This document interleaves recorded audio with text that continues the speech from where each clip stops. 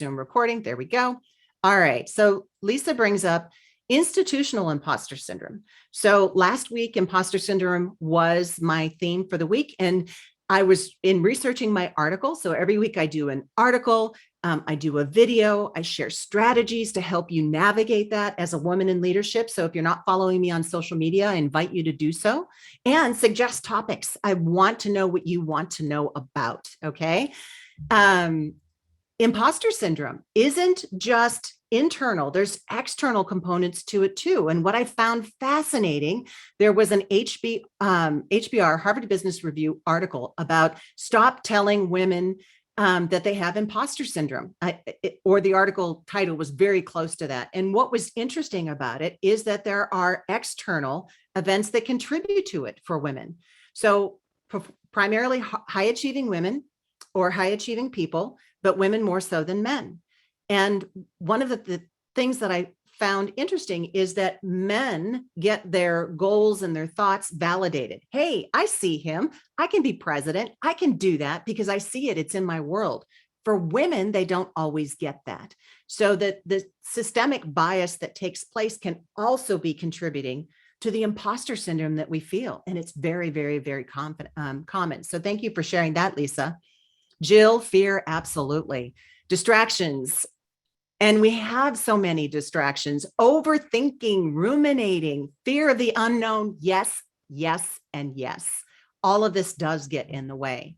And the interesting thing is I'm able to ask you what gets in the way, and you're able to tell me, because these are the things that you know. These are the things that you know that are true for you. What I want to get into today are the things that perhaps you don't know. Yes. Okay. So, being afraid of men when interviewing, if you're uncomfortable. So yes, Keisha, you will get an access to the recording. I'll make sure that it gets out to each of you.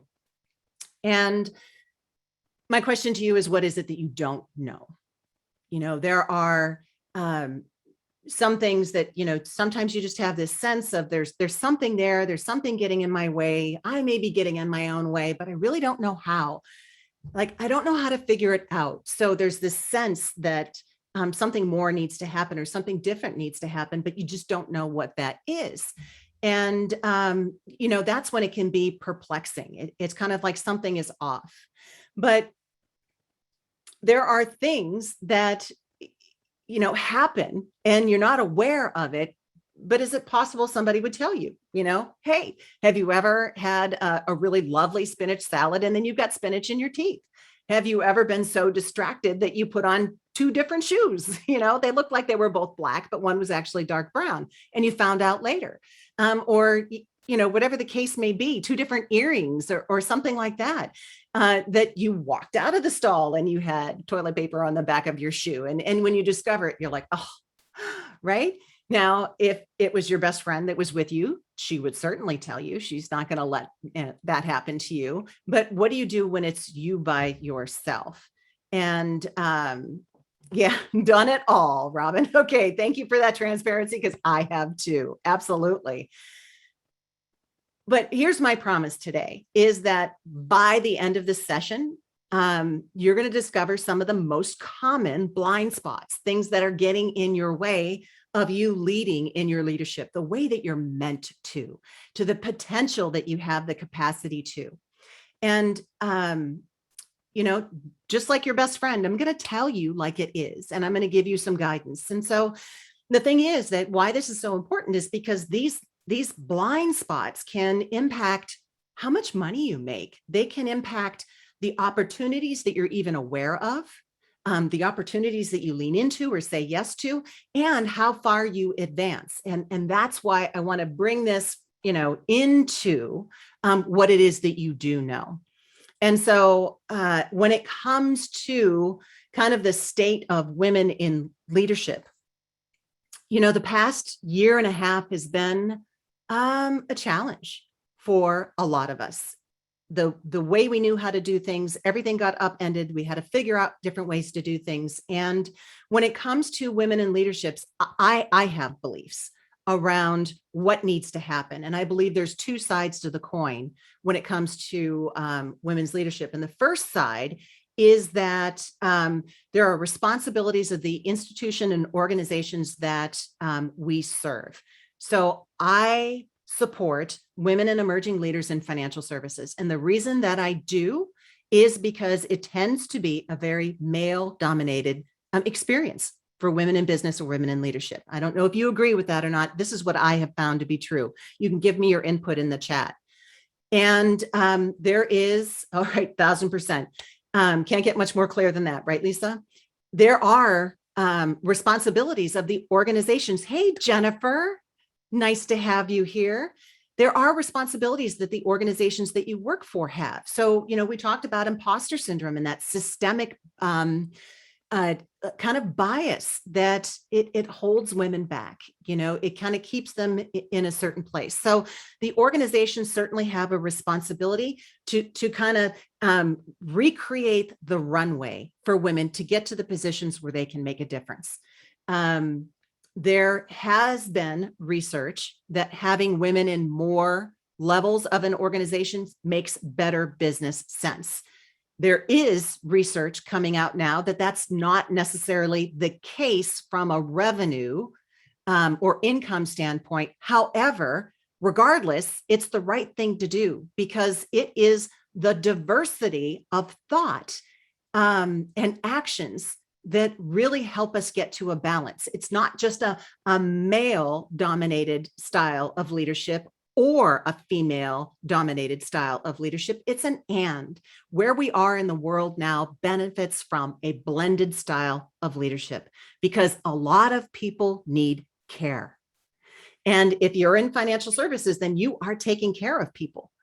But sadly now, we're kind of back to 1995 levels. The pandemic has set us back a bit. There's still the hiring imbalances to deal with, as well as getting women into those different levels. But women are actually kind of taking a step back more so than they have in the past, or downshifting, not willing to be going for the higher levels, or they're stepping out because of burnout, because of things that had happened and that they're responsible for, and childcare and virtual learning and just other things that have come to light in the past 18 months. But the second side of the coin is that you have the ability to make an impact. So the organizations have a responsibility, but so do you. And that's the side that I want to focus on today, is that how can you show up as your highest and best self in your leadership and your life to create more success with less sacrifice, impacting the things that are the most important to you. But the problem is that you're juggling every day. As high performing women, we are like the glue that holds it all together.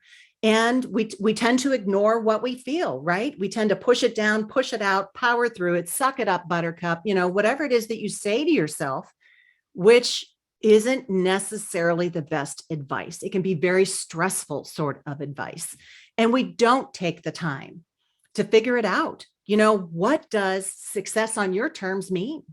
Do you even know what that is? There was a quote by T. Harv Eker that I heard recently. And the reason it resonated with me is because it was just so clear. The reason that people don't get what they want is because they don't know what that is. They don't know what they want. And yet we don't take the time to figure it out, to ask ourselves those questions, because we put everyone and everything in front of us, right? We're taking care of everybody except for ourselves. So let's think about the solution to this. And in my book, the solution is to take a really good look in the mirror. So I'm holding the mirror up today with love and grace and holding space for you. To some of the questions that I want to put in front of you is to encourage you to take that look in the mirror and answer some of these questions and see what comes up as a result. So taking a look in the mirror requires that you be willing to do that in the first place. On some level, you don't know what you don't know. And are you willing to figure out what that is? Are you willing to figure out what it's going to take to get you to that level where you feel inspired and motivated and just meaningful in what it is that you do? Are you willing to look at your blind spots? Are you willing to be faced with the uncomfortable?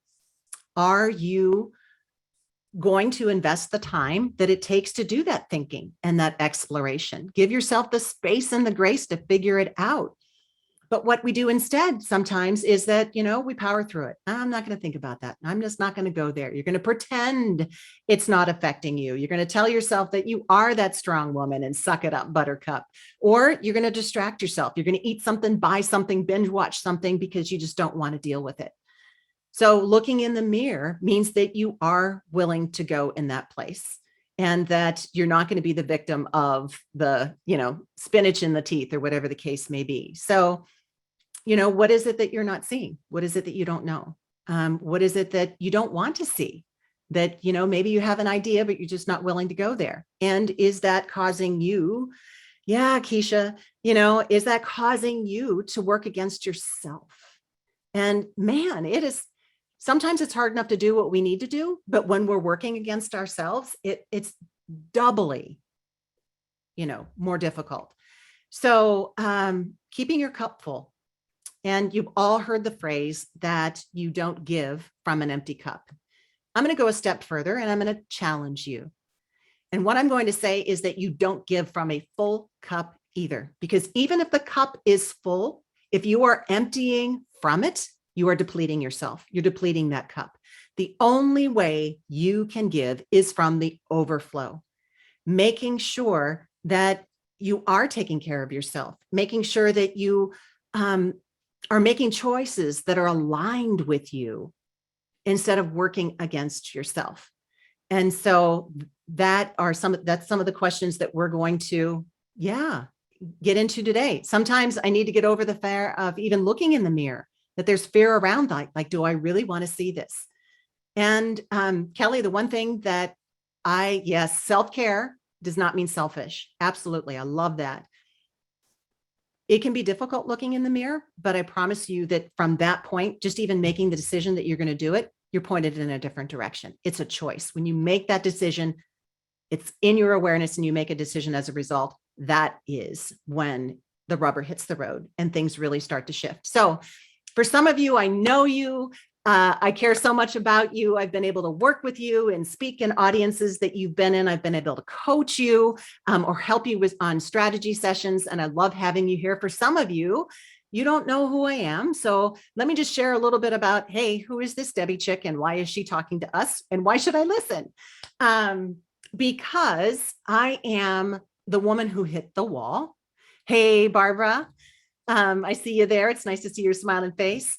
In 2003, if you looked up hot mess, you would see my picture next to it in the dictionary. It was not a pretty time at all. I was a younger mother and working mother, but let me just say, all mothers are working mothers. I'm just I made a choice to work outside the home. And my son, Mitch, was 10 years old and infatuated with the Xbox, which was just the bane of my existence. I wanted to grind it under the tires of my car. But what happened at that time? And if you were around in 2003, you'll remember that Finding Nemo was out in the theaters, right? Just keep swimming. And that was interesting because as much as Nemo was trying to find his way home, so was I.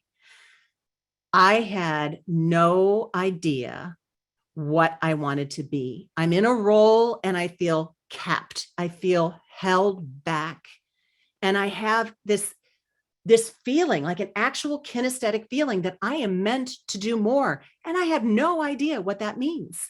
And I don't know how to figure it out. And so my solution is that, well, I just need to be more perfect, right? And so trying to be the perfect size, right? Working out like a demon just to make sure you can fit in last year's clothes. And, trying to have the perfect house where everything is already, taken care of, but heaven knows nobody could come in and figure out I hadn't folded the laundry in like 3 weeks. And, keeping up with everything that you see on TV and in the magazines and on social media and all of that. And it's just, you find yourself lacking. Like the more you do, you just feel like you're spinning your wheels and trying to be the perfect mom. to make sure that Mitch gets good grades, that he meets the right friends, that he makes the basketball team and the baseball team, and mostly that he doesn't hate me when he figures out that the Xbox was not an accident. It was a homicide. I'll own up to that. Yeah, it is exhausting. It can be, that portion of it. And, the thing is that that's at home. At work, it's worse. I feel stuck. I feel frustrated. I feel underutilized. I feel like diminished, And the scary part is that I wake up in the mirror, in the morning, and I look at myself in the mirror and I just don't even feel like myself anymore. That mental load, yes, Jennifer, was a lot. And the scariest part is that I don't know how I'm going to get back to that satisfaction, because it's like I'm living in a glass jar, and a jar with a lid. So I can see outside of it. I know what's going on, but I just can't feel it. I can't access it. All the things that I enjoyed no longer brought me joy. I mean, I was so unhappy. And the longer it went on and the longer I couldn't figure it out, the more I started having these nasty conversations with myself. What is wrong with you? You should be happy. You have a job. You have a good job. You have a job that people would kill to have. And what's wrong with you that you're not satisfied? That didn't really help me at all, because I ended up having heart palpitations. Like my heart would skitter in my throat and my chest. My fingers would go numb. I couldn't get a full breath. I couldn't sleep through the night. Yeah, Brittany, it's overwhelming. It's like you can't get your hands around where you're at, and you just can't even figure how you're going to get back to whoever it was that you were when you were happy. Like, is that ever coming again? And I got to the point where I knew I needed to do something, because my emotions were just trash. I mean, I would just cry. I would over anything. And I went to the doctor, and he ran me through all of these tests. And while I'm waiting for the results, I'm thinking, oh, it's heart disease. Both sides of my family have heart disease. I just know it's heart disease. And my next thought is, I don't have time for this. I got too much going on. I can't deal with this right now. The interesting thing is, you could have knocked me over with a feather, because when I got the results, he said it's stress. And it was stress I was producing for myself. I was the one who was the most in my own way.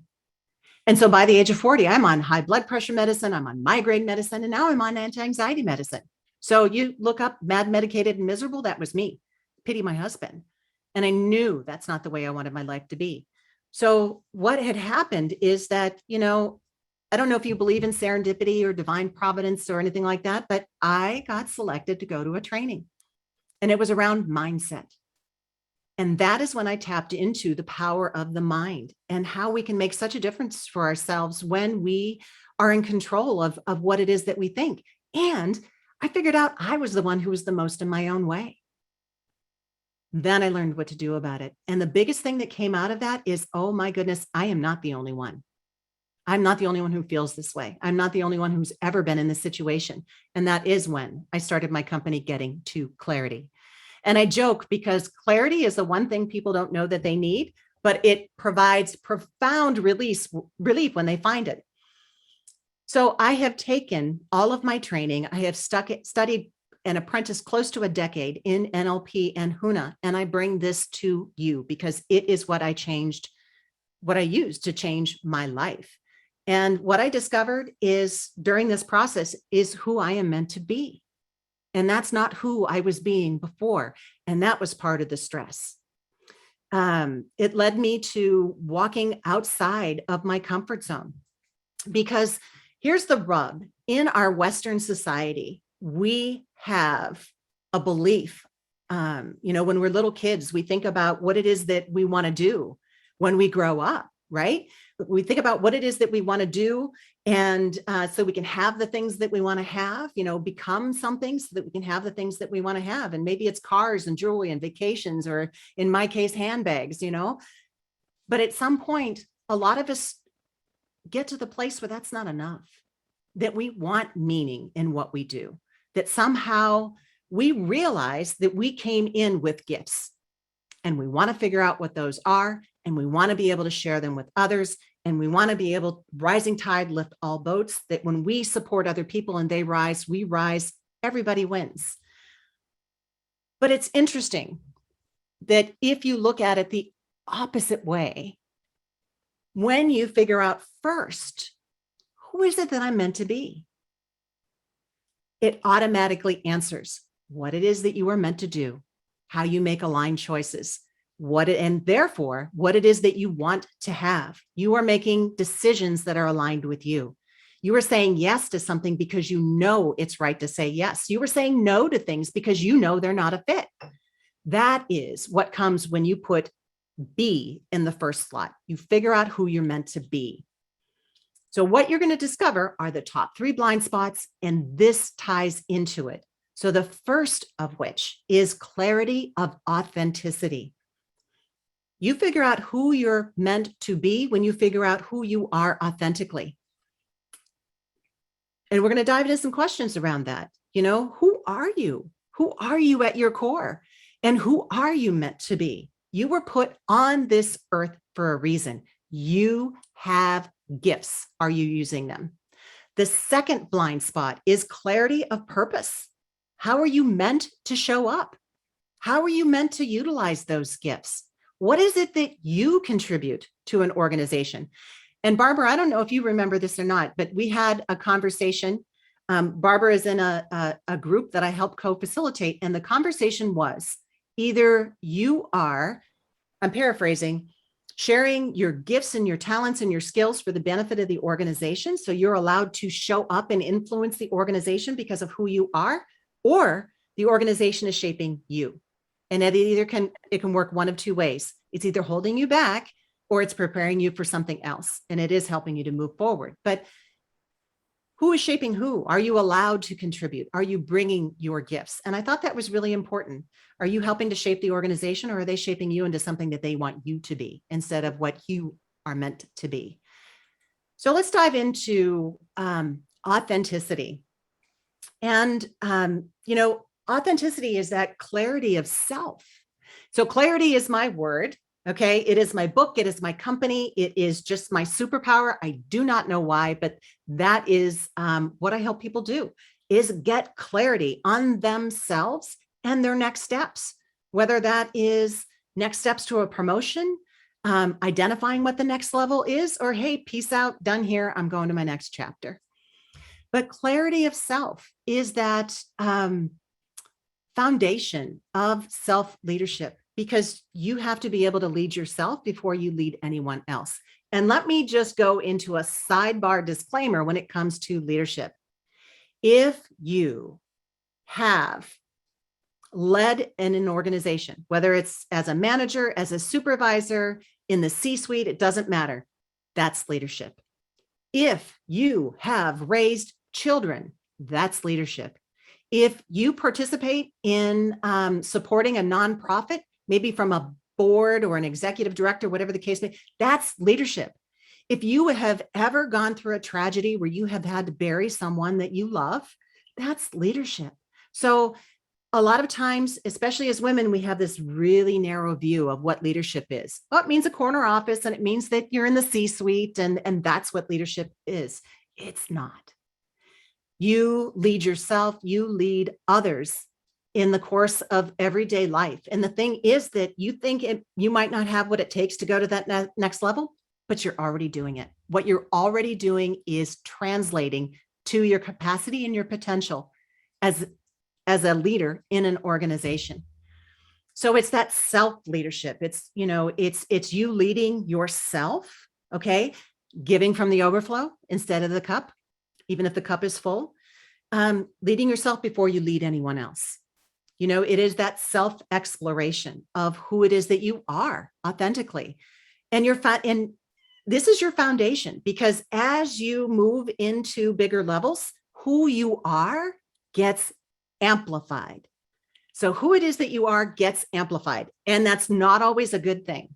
So let me ask you, have you ever known anyone who has moved into management or maybe leadership? And oh boy, it did not go well. Like, it was all kinds of bad. Yeah, I'm seeing nods. I'm seeing people. Yes, previous manager. Right. You have to have a handle on who you are authentically. And that is why this is a blind spot. If you've never bothered to look at this, then how do you even know? Um, you bringing your gifts into the organization and doing that in a way that's aligned with you and is aligned with who you are means that you're not pretending to be someone else. You're just being who you are. And that is so much less stressful. It requires so much less effort. I mean, when we've got a facade that we put on, when we walk in the door, and then we have to carry and manage that facade until we leave, that's exhausting and it's stressful. So really understanding who you are and who you are not. So number one blind spot is authenticity. And let's go into some questions, questions to uncover your authenticity. And then I'm going to take you into a little exercise. So before I left Florida, I go back and forth between Florida and Pennsylvania because where I live in Pennsylvania is on Great Lakes. It's Lake Erie. And Mother Nature has a wicked sense of humor up here. We measure snow in feet, not inches. Okay. I boycott winter. I chase sunshine. I'm a summer child. That just makes me happy. But before I left Florida to come up to Pennsylvania, and this is the little guy. I don't know if you can see this. That's my grandson. His name is Quinn. So he's the reason that I am up here. But I really took some time to figure out, who am I? What is it that I really like? What is it that I really enjoy? What is it that I love? What are the experiences I appreciate? Oh, you're in Boynton Beach. Okay. I'm at Cape Coral, Keisha, not far. And Kelly's got grandkids in PA too. This is awesome. But asking yourself, what lights you up? And then conversely, what don't you like? I always told my son, you're not allowed to use the word hate, but now I'm an adult. What do you hate? What don't you like? What do you tolerate? What do you not tolerate? What's the line in the sand? What makes you feel expansive?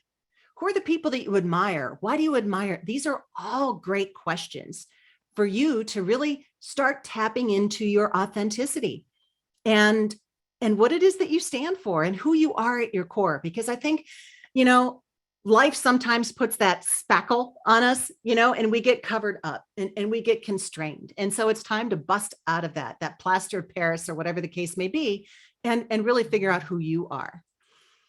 So here's what I would like you to do is I'm going to give you a minute, and I want you to think of as many things as you can come up with and answering this question. Who are you without the labels? I want you to at least come up with 5.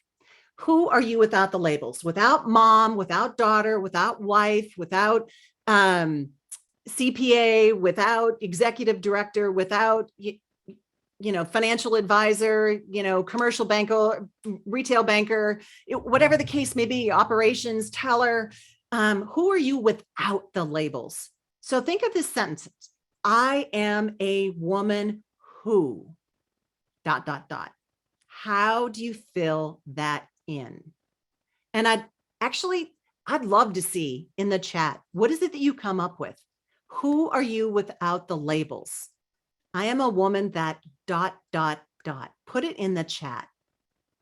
Make your list, type it in the chat. I want to see what you come up with, because, you sharing your answer helps somebody else to really think that, hey, that's me too. Storyteller. Oh, likes making friends. Yes. I love the sunshine on my face. Cares, gives, loves, leave the world a better place. An entrepreneur, someone who inspires, an adventurer. Oh my goodness. Yes. Is a child of God. Yes. I am a woman who is funny, compassionate, loving. I'm a hard worker. I'm hopeful, empathetic, loves to laugh. This is giving me goosebumps, by the way. I'm a woman that is hardworking, organized, caring, loving, and loves to work with people. I'm a fun seeker.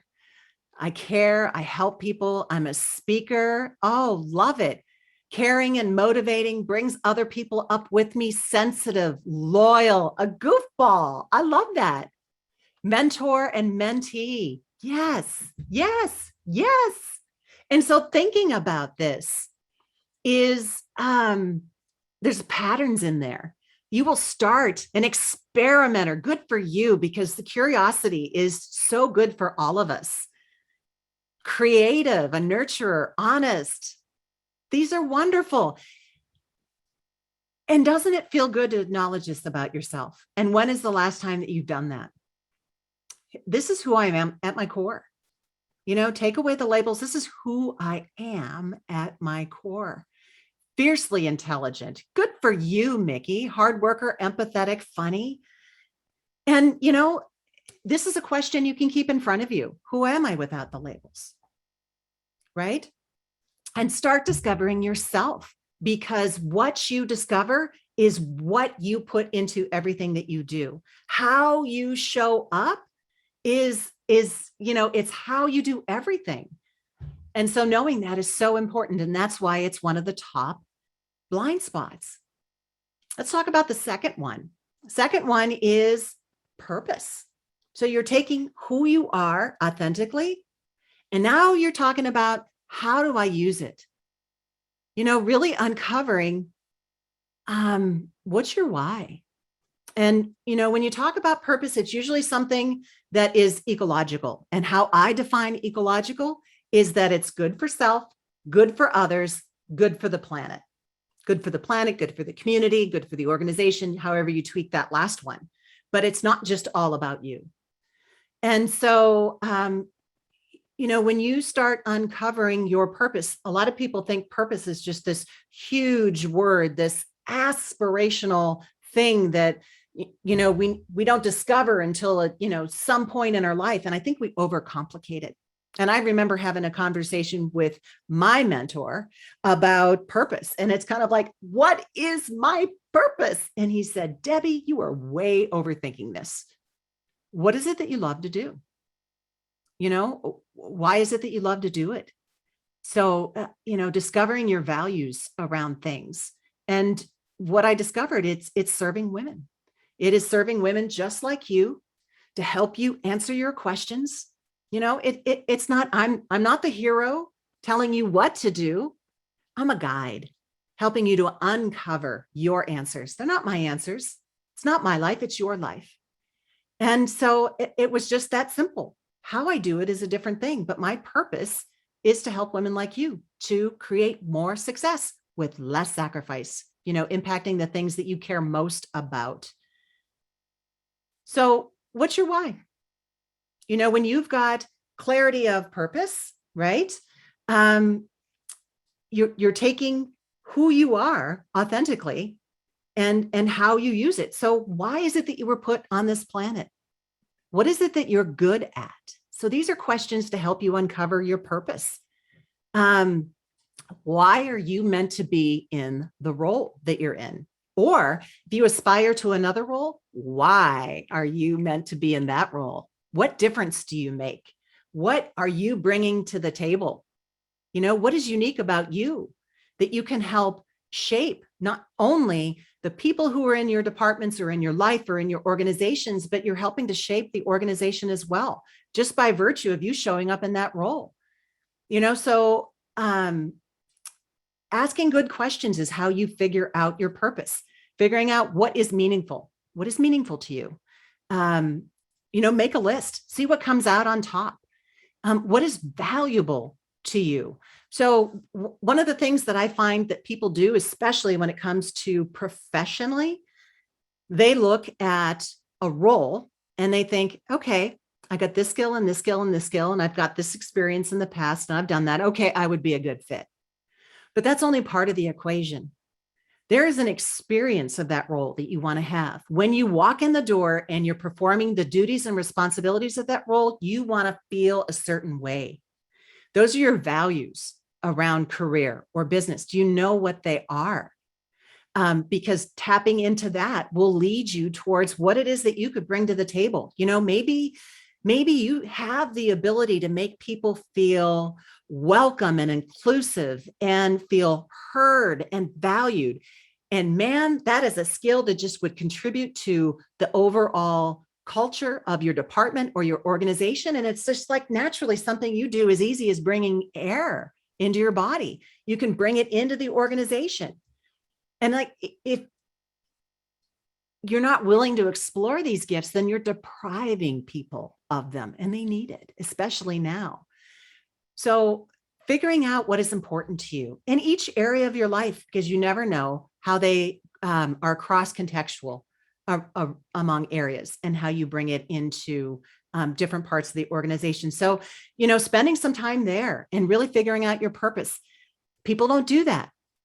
And it absolutely contributes to how you show up in your organization. And that's why it's the second leadership blind spot. And then the third leadership blind spot that I want to share with you today is having an external perspective. Okay. The first two are more internal. You get to examine, you get to ask those good questions of yourself, and then see your patterns and really figure out what is most important to you. But sometimes you need an external perspective as well. So it's how you see yourself, but kind of the benchmark is what does external validation, or what do people outside of you see? And so, understanding what it is that, how you're meant to show up at work so that you are making aligned choices, that you're saying yes to the right things, that you're saying no to the things that aren't a fit, that you're stepping out of your comfort zone because you have that confidence that you can do it, that even if you fail, you're going to learn something valuable, right? So having that information, that external information, and there's a number of ways that can happen. And one of the things that I use is an assessment with my clients. It's called Predictive Index. I know Barbara's gone through this, and some of the other corporate clients that I have worked for. It's a tool, and it gives you good information because it lets you know how you're hardwired.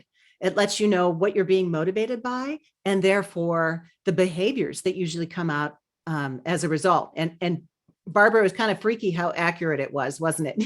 I know I found the same thing, but it's good external information about yourself. And when I look at this, and I'll show you an image of it here. When I look at it, and I'm showing you mine, I get a glimpse as to maybe people are in the role they're meant to be, but maybe they're not. Maybe they're showing up in a role that is working against them, that they're trying to be someone else in this role. And we have an opportunity to explore it. So kind of that external validation. So this is something that I use with my clients. And so the internal and the external, maybe you do a DISC assessment or something like that. The whole reason I like Predictive Index is because it is solely focused on work and how you are hardwired for work. And that's why I like that. But maybe it's another assessment that you're getting. Maybe it's a 360 degree. Maybe it's just asking for feedback from your manager or your leader or people in your department, but some way getting that external information kind of as a check-in. And a lot of times it's feedback. And a lot of times people are a little worried about feedback. They don't know what they're going to hear. They're going to be afraid that they're doing something wrong, that they've made a mistake. And the thing is that you can't do anything until you know what it is that you need to improve on. And so getting that feedback, whether it's the predictive index assessment or something else, gives you good information to be able to advance in your career or in your business, whatever the case may be, maybe just even in your life to go to the next level. So maybe you're curious about what your next level would look like. Maybe you're thinking about, well, who am I when I show up more authentically, when I do tap into my purpose, when I show up the way that I am meant to in leadership and life. And, if that's the case, if you would like to take a deeper dive into your blind spots or where you're at, then let's have a conversation. But first and foremost, I want to announce to you, I'm really excited about this. I am creating a self-leadership for women community. And what I want to do is I want to get these tools and techniques out there. I want to be able to help as many women as possible. And so this fall, I am rolling out the Self-Leadership for Women community. And I'm going to make it a really low price point, like under $20, just so that we're having the conversations, we're sharing the tools, we're supporting each other both ways. If this is something that you would like to be kept informed about, then what you can do is you can text "Get Clarity," all one word, to 66866. Oh, good. I'm so glad. I would love to have you with me and help me co-create this and really put it together in a way that supports not only you, but others to getting to the next level. So fabulous. I would love to have you along with this. So text "Get Clarity" to 66866, and I will keep you informed. It will be rolling out later this fall. And then as far as that goes, I also have a gift for you.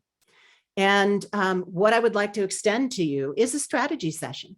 If you want to go a little deeper, if you would like to talk a little bit more about what we have started the dialogue around today, I would love to have a conversation with you and gift you with a complimentary strategy session.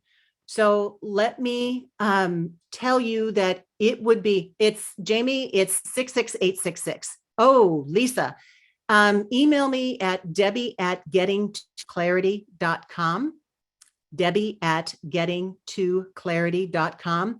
The texting may not work when you're in Ontario, so I apologize for that. But if you want to explore what your next level is, we're going to have a conversation around where are you at? Where is it that you think you would like to go? Or if you don't know, that's okay, because we can explore that as well. And then kind of figuring out what's in the middle that might be getting in the way. And I would love to have a conversation with you. If that's the case, then it's not really for some, this is for someone who has that question mark in their brain. They're really trying to figure out what's next. This is, somebody who has that curiosity. If you have all the boxes checked, this may not be something for you. If what you're doing is working and you're fine, great. I can share some strategies. If you'd still like to have a conversation, I'm happy to.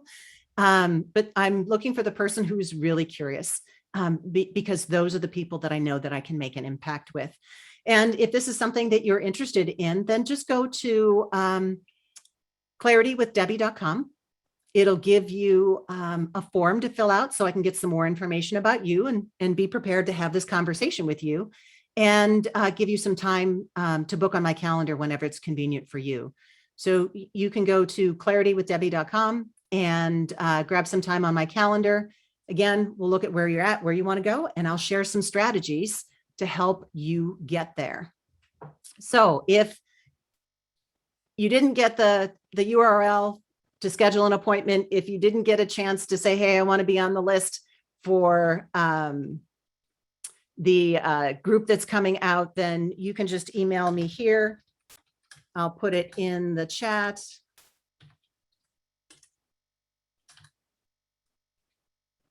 Make sure I spelled clarity right. There we go. So you can send me an email there, whatever works easiest for you.